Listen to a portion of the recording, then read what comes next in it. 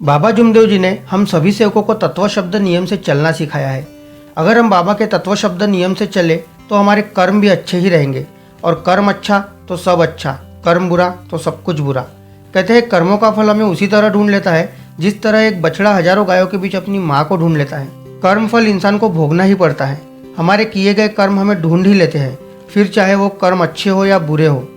लेकिन पता नहीं हम इस बात को ज़्यादा गंभीरता से क्यों नहीं लेते। हमें लगता है कि कर्मफल जैसा कुछ नहीं होता। हम अक्सर उन लोगों के बारे में सोचते हैं जो दूसरों के साथ बुरा करते हैं लेकिन फिर भी उनके साथ कुछ नहीं होता, और यही सोचकर हम में से ज़्यादातर लोग बुरे काम करने लग जाते हैं। हम सब यह भूल जाते हैं कि कर्मों का हिसाब कभी भी तुरंत नहीं होता। किसी के साथ बुरा करने वाला भले ही आज सुखी हो, लेकिन कभी ना कभी उसे उसके कर्मों का फल भोगना ही पड़ेगा। आइए जानते हैं इस कहानी से कर्मों का खेल कैसे चलता है। बहुत समय पहले की बात है। शहर से दूर गांव में एक दुकानदार था जो अपने ही गांव के एक व्यक्ति से रोजाना 1 किलो मक्खन खरीदा करता था। वह दुकानदार कई सालों से उस व्यक्ति से मक्खन की खरीदारी कर रहा था। एक दिन उस दुकानदार ने सोचा कि मैं रोज इस व्यक्ति से मक्खन खरीदता हूँ, लेकिन बहुत समय से मैंने इसके मक्खन का वजन तोलकर नहीं देखा। कल मैं मक्खन का वजन देखूंगा कि ये 1 किलो से कम तो नहीं देता। अगले दिन जब वह व्यक्ति मक्खन देकर आया तो उस दुकानदार ने मक्खन का वजन किया तो उसने देखा कि मक्खन सिर्फ 900 ग्राम है। उस दुकानदार को काफ़ी गुस्सा आया और वो दुकानदार गुस्से में गांव के पंचायत के पास गया और उस व्यक्ति की शिकायत कर दी। गांव की पंचायत बैठी और उस व्यक्ति को बताया गया कि तुम पर इस दुकानदार ने धोखा देने का आरोप लगाया हुआ है। तुम इस दुकानदार को जो मक्खन देते हो वो 1 किलो की जगह 900 ग्राम ही होता है।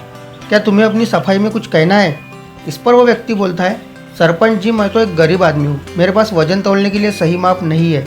मैं रोज़ इस दुकानदार से अपने लिए 1 किलो गेहूँ खरीदता हूँ और अगले दिन उसी गेहूँ को तराजू के एक तरफ रखकर इस दुकानदार के लिए मक्खन तोलता हूँ। अब आपको जो भी पूछना है इस दुकानदार से पूछिए। पंचायत में बैठे सभी लोगों को पूरी सच्चाई समझ में आ गई और उन्होंने उस दुकानदार को गांव से बाहर करवा दिया। यह छोटी सी कहानी हमें यह बात सिखाती है कि जैसे कर्म हम करेंगे उसका रिजल्ट भी हमें वैसा ही मिलेगा। हमारी चालाकी ही हमारा नुकसान कर देती है। हम जो भी दूसरों को देते हैं या दूसरों के साथ जैसा भी व्यवहार करते हैं वह कभी ना कभी लौटकर हमारे पास आता ही है। किसी के साथ अच्छा करोगे तो आपके साथ भी अच्छा ही होगा। उसी तरह किसी के साथ बुरा करोगे या बुरा सोचोगे तो आपके साथ भी बुरा ही होगा।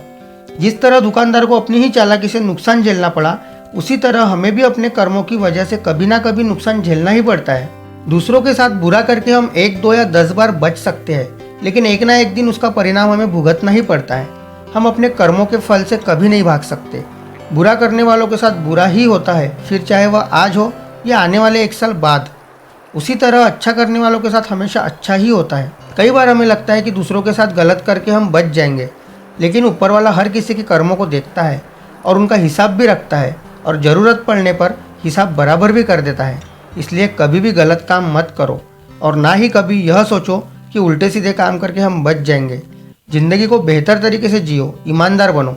ज़्यादा कमाने या फिर अपना ही फ़ायदा देखने के चक्कर में कभी भी किसी के साथ गलत मत करो। हमेशा याद रखो, जो जैसा करेगा वो वैसा ही भरेगा।